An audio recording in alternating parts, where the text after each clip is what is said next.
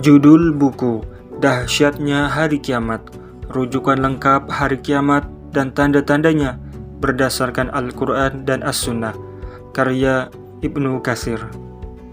Isyarat kenabian bahwa Ammar bin Yasir radhiyallahu an akan terbunuh. Demikian juga informasi mengenai pembunuhan Ammar. Adapun perihal kaum Khawarij yang dibunuh oleh Ali bin Abi Thalib radhiyallahu an, sifat mereka dan karakter di antara mereka. Banyak sekali hadis yang membahas tentang mereka dan kami sudah memaparkannya dalam pembahasan yang lalu. Segala puji dan karunia hanya milik Allah. Saat pembunuhan Ali pun kami sudah memaparkan hadis yang berkenaan dengan hal itu melalui beberapa jalur dan lafalnya. Rasulullah SAW membatasi masa kekhilafahan sepeninggal beliau selama 30 tahun. Setelah itu, kekhilafahan akan berubah menjadi kerajaan tirani. Sebelumnya, sudah dipaparkan hadis yang diriwayatkan oleh Ahmad, Abu Dawud, An-Nasa'i, dan At-Tirmidzi, serta dihasankannya dari jalur Sa'id bin Jahman bin Safinah bahwa Rasulullah SAW bersabda, "Kekhilafahan setelahku berjalan selama 30 tahun, lalu menjadi kerajaan." Hadis riwayat Ahmad, Abu Dawud, An-Nasa'i, dan At-Tirmidzi. Rentang waktu 30 tahun ini meliputi kekhilafan Abu Bakar As-Siddiq, Umar Al-Faruq, Utsman Asy-Syahid, dan Ali bin Abi Thalib yang juga gugur sebagai syahid. Adapun penutup dan kesempurnaan kekhilafahan ini berjalan selama 6 bulan di tangan wali kekhilafahan, yaitu Hasan bin Ali setelah ayahnya. Setelah rentang waktu 30 tahun berlalu, Hasan bin Ali menyerahkan pemerintahan kepada Muawiyah bin Abi Sufyan pada tahun 40 Hijriah. Dengan demikian, baiat terhimpun untuk Muawiyah bin Abi Sufyan, sehingga momen itu dinamakan tahun jamaah. Hal ini sebagaimana sudah dipaparkan sebelumnya. Isyarat kenabian bahwa Allah akan mendamaikan rekonsiliasi antara dua kelompok besar kaum muslimin melalui Al-Hasan radhiyallahu an. Bukhari meriwayatkan dari Abu Bakar radhiyallahu an bahwa ia pernah mendengar Rasulullah SAW bersabda. Saat itu Hasan bin Ali berada di sisinya di atas mimbar. "Sesungguhnya anakku, cucu ini seorang pemimpin. Allah akan mendamaikan dua kelompok besar kaum muslimin melaluinya." Hadis riwayat Bukhari. Demikianlah kejadiannya. Isyarat kenabian bahwa Ummu Haram binti Milhan radhiyallahu anha akan meninggal dunia dalam perang laut.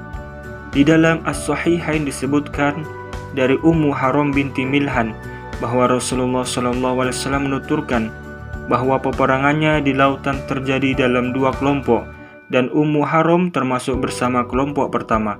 Perang ini berlangsung pada tahun 27 Hijriah bersama Muawiyah ketika ia meminta izin kepada Utsman untuk menyerang Siprus atau Qubrus, dan Utsman pun memberinya izin.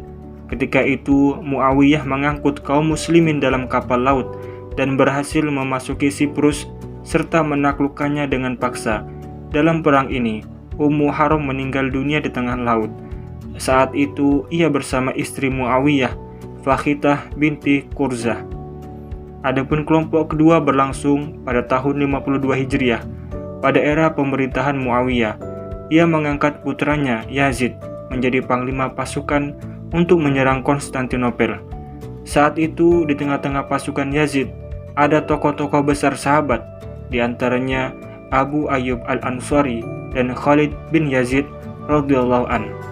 Abu Ayyub Al-Ansari meninggal dunia di sana dan berwasiat kepada Yazid bin Muawiyah agar dirinya dikubur di bawah kuku-kuku kuda dan menyuruhnya agar terus masuk ke Konstantinopel sampai pada batas dirinya mampu bergerak ke arah musuh. Yazid pun melaksanakan wasiat dan perintah tersebut. Bukhari meriwayatkan sebuah hadis secara sendirian dari jalur Saur bin Zaid, dari Khalid bin Ma'dan, dari Umair bin Aswad Al-Ansi, dari Ummu Haram bahwasanya ia pernah mendengar Rasulullah SAW bersabda, "Pasukan pertama umatku yang menyerang laut wajib mendapatkan surga." Ummu Haram berkata, Aku bertanya, "Wahai Rasulullah, apakah aku berada di tengah-tengah mereka?" Beliau bersabda, "Engkau bersama mereka." Selanjutnya Ummu Haram berkata, lantas Nabi Muhammad SAW bersabda, "Pasukan pertama umatku yang menyerang kota Kaisar mendapatkan ampunan." Aku berkata, "Apakah aku berada bersama mereka?" Beliau menjawab, "Tidak." Hadis riwayat Bukhari. Isyarat kenabian bahwa pasukan muslim akan mencapai India dan Sind. Imam Ahmad berkata, Yahya bin Ishaq menuturkan kepada kami dari Al-Barra, dari Al-Hasan, dari Abu Hurairah, kekasihku yang jujur Rasulullah SAW bercerita kepadaku. Beliau bersabda, di tengah-tengah umat ini akan ada ekspedisi ke Sind dan India. Jika aku mengalaminya dan gugur sebagai syahid, itulah kenyataannya. Jika aku, lalu ia mengatakan satu kalimat kembali, "Akulah Abu Hurairah yang sudah dibebaskan. Aku telah dibebaskan dari neraka." Hadis riwayat Ahmad. Imam Ahmad juga meriwayatkan dari Abu Hurairah, ia berkata, Rasulullah SAW menjanjikan bahwa kami akan memerangi India. Jika aku gugur, akulah syahid terbaik. Dan kalau aku bisa kembali, akulah Abu Hurairah yang dimerdekakan. An-Nasa'i meriwayatkan hadis seperti itu dari hadis Hashim dan Zaid bin Abi Alisah dari Sayyar dari Jabir. Ada pendapat yang mengatakan Jabir dari Abu Hurairah menyebutkan hadis tersebut. Akhirnya kaum muslimin berhasil menyerang India pada tahun 44 Hijriah, yaitu pada masa pemerintahan Muawiyah bin Abi Sufyan radhiyallahu an. Berbagai peristiwa meletus di sana dan sudah dipaparkan secara panjang lebar sebelumnya. India juga pernah diserang oleh Raja Agung As-Sa'id Al-Mahmud bin Sabakatkin, penguasa negeri Ghaznah dan wilayah sekitarnya bersama 400 pasukan. Pada peristiwa itu ia melakukan tindakan-tindakan legendaris, hal-hal yang patut disyukuri, menghancurkan patung terbesar bernama Yasuminat, lalu mengambil kalung dan pedangnya. Setelah itu, kembali dalam keadaan selamat dan memperoleh harta rampasan. Para gubernur Bani Umayyah memerangi bangsa Turki di ujung negeri Sind dan India, menaklukkan kerajaan mereka dalam pertempuran paling dahsyat, mencerai-beraikan bala tentaranya, dan mengambil harta serta hasil bumi. Banyak hadis yang menjelaskan sifat dan karakter mereka. Kita akan menjelaskannya sebagiannya secara ringkas. Isyarat kenabian bahwa kaum muslim akan memerangi Turki.